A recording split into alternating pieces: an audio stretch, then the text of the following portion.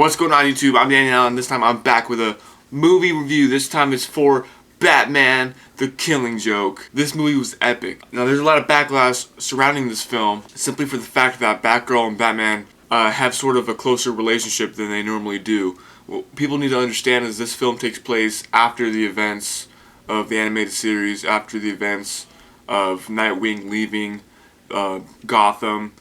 Robins are no more, there's no more Robins. Batman and Batgirl are the final partners. This is right before the fall of the Bat family. The prologue is actually Batgirl's final outing as Batgirl.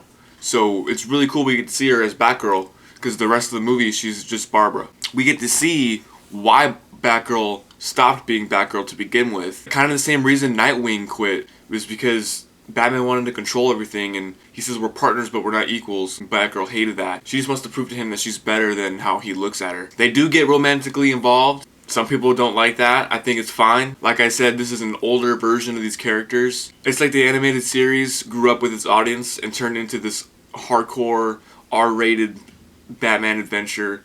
It's sick, people. It's literally sick. Joker is sick and twisted in this film. The iconic scenes, like when Joker shows up to Barbara's apartment, perfect. All the carnival scenes with Gordon and the Joker, amazing. Crazy. And Gordon didn't go crazy after that. That's wow. Gordon didn't have too many lines in the film, but when he did, it was very impactful. His scenes were impactful. Wherever he was put, it helped move the story along. We get a Nolan homage to the Nolan Batman. Batman's interrogating a suspect, and he says, "Swear to me." But he says it in his Conroy voice, so I was like, oh, that's totally cool. We get to see the Joker's origin. We get to see Mark Hamill as before the Joker. He had a family. He had a pregnant wife, and that died, spoiler. And it shows him having to deal with like the Red Hood gang. He just wasn't getting to where he wanted to be in life, following the rules. And people, he was just trying to be a comedian, and things weren't going right for him. He was just trying to support his family, and he was just trying to do what he could. And he was at the wrong place at the wrong time.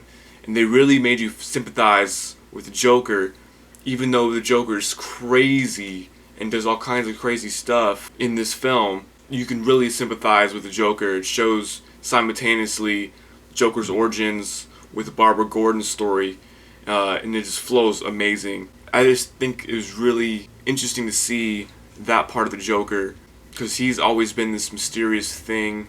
We never know who he is. No, we tear down the curtain in this film. We see who he is, who he was, what he was going through, and it just adds to that level of awesomeness of The Killing Joke, this movie, people. It's incredible. And at the very end, we see Batman and the Joker laughing. Batman puts his hand on Joker's chest, like, it's like they're buddies. It's like, wow, that's crazy. What? Batman's just trying to help the Joker this whole time. I really love Batman the Killing Joke. Kevin Conroy and Mark Hamill, the DC universe, that's like my favorite Batman ever. And to have them recreate that iconic comic book into a animated feature, it's incredible. It's incredible. It may get mixed reactions, but in years from now, people will understand how big of an animated feature that was, especially when there's no more animated material coming out from those voice actors. I think they're really going to grab onto this animated feature. What do you guys think of Batman the Killing Joke? I'm going to give Batman the Killing Joke a 9 out of 10, a 4 out of 5, an A. Nothing's perfect. I can't find anything that I really didn't like about it. What do you guys think of Batman the Killing Joke? Comment below in the comment section. Make sure you guys like and subscribe.